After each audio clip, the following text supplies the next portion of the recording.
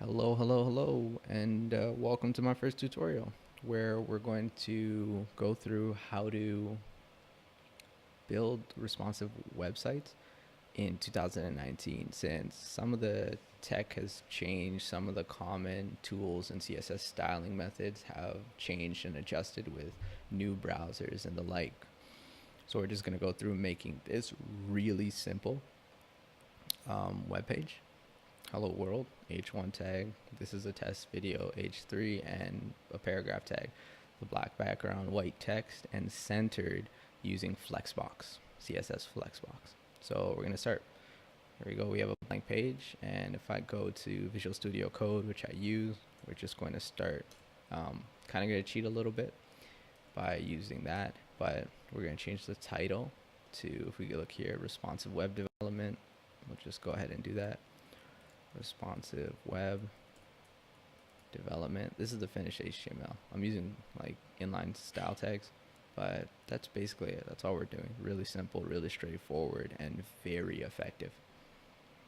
So responsive web development. We could actually get rid of this meta tag here because this selects the Internet Explorer version to use.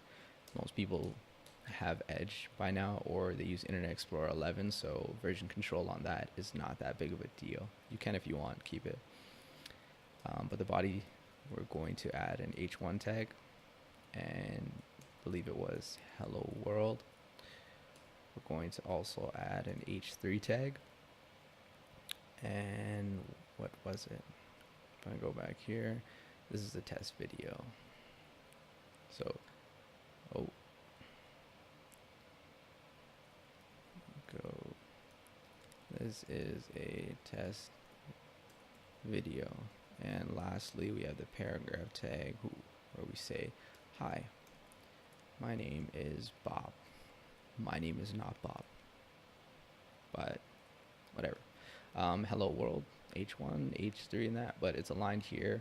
So let's go ahead. When you're on PC, Control Shift I, and you can get the dev tools, or you can go click on the menu. It's just faster when you know the shortcuts or the key codes. So we go here, we see, if we look at the body tag, there's a margin here. You see it. It's about 8 pixels. And then, yeah, so what we want to do is we want to change the display method for it. The display is blocked by default, and there's a margin of 8 pixels. If we go here, and you could just test this out, but if you go here, you could see the margin 8 pixels block. We want to change that. So the way we'll do it right now is we'll add a style tag. Oh, did I make a mistake somewhere? Yeah, add the style tag and then save it. Let's see here. Styles there, but there's no styles going on. So we're going to use the body. We're going to select it by the tag name. Use the body selector, and we'll go background of black and the text color of white. Save it and refresh. There we go. We're getting closer to what we have here. The next thing that we're going to do is we are going to change the display. So we're going to set it that the display is using Flex, so Flexbox. And you'll see immediately there's a big difference.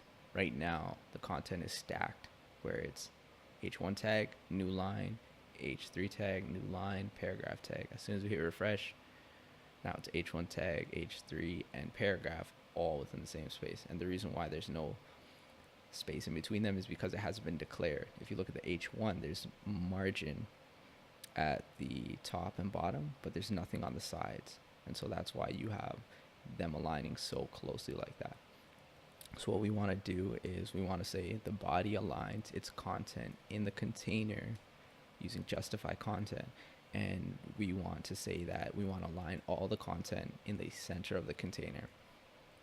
And so what that does is it considers everything in the container and then places it in the center of it.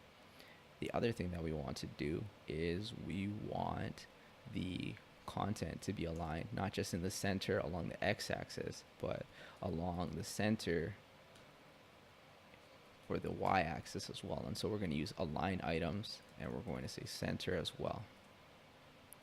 Now these move to the center, but not much else changed. Now the reason for that is because the body tag isn't even that tall. It's not that long in length. It's only about 80.5 pixels. So what we need to do is we need to increase the height of the body.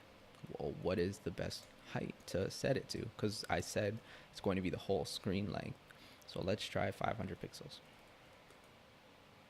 Nope, that didn't do it. It's still in the center. You could see the application of the flex align item center, but not the full screen height. Now we could guess, you know, the full screen height, but it changes depending on what the person's using. The best tool to use for this is view height, VH. There's the counterpart view width as well, but for now we're going to use view height, VH. And so what that does is it sets the body to the full height of this. So I'm just going to switch to a mobile device so you could see. We have the Pixel 2 XL and 823 in length or height. And if we go to the body tag, or if we just hover over it, we could see that the body tag is 823 in height. So it's doing that exactly. Now, what we want to do though is, you see the scroll bar here, we don't want this. So what we're going to do is we're going to get rid of that. It's being caused because not only is the body a height of the full viewport, it also has margin on it. So that adds extra height. That adds about 16 pixels of extra height. Hence you have about 16 pixels of scrolling. So if we go here and we set the margin to 0, we are going to get rid of that. And there you go. Now it's fully set up. But in this, we have hello world. This is a test video, and hi, my name is Bob. So it looks like how it originally was when when the body was with the set to display block, but it's display flex. The way that we do this is we change. Right now the flexibility alignment is set to the default of a row, whereas what we want it to be set to is the direction of a column. So rather than aligning like this, we want them to align vertically. And so we're just going to set that by going here and setting the flex direction. Again, by default it's set to row. We don't want that. We're going to set it to column. Save it, and now we have it like this. Now, just so you're aware, we've reached the goal. We've gotten to exactly where we want to go, but there's something you should be aware of. When the flex direction changes, the orientation of justify content and align items also changes. The reason why this happens is because when the flex direction is a row, the justify content is referring to the default x-axis, and the align items is referring to the default y-axis. However, when you change the flex direction, I don't really like this, but it doesn't adjust intelligently. And so the justify content refers to the y-axis now, and the align items refers to the x-axis. To prove this point, if we say the align items, we want it to, we just don't want to have it. We want it to reset to the default, which is flex start, so it's going to align at the beginning. Rather than aligning it vertically, you're going to find that all the items will move here. So we're just going to refresh, and there you go, moved over there. Likewise with justify content, if we get rid of that and it goes back to the default, we're going to find that all the items align back up here rather than in the center. And if we refresh, there you go. So again, we don't want that. Just be aware of that whenever you use flex. If you change the orientation, you also have to change the way you are aligning your content, what tags you use or what selectors you use. So that's it. We exit this. We have now done exactly what we set out to do, which was replicate it. Oh, there's 2 exclamation points there instead of 1, but that's it. Thank you. And if you like the video, you're interested in more that I'm about to put out and what I have coming down the pipeline, be sure to like and subscribe. Take care.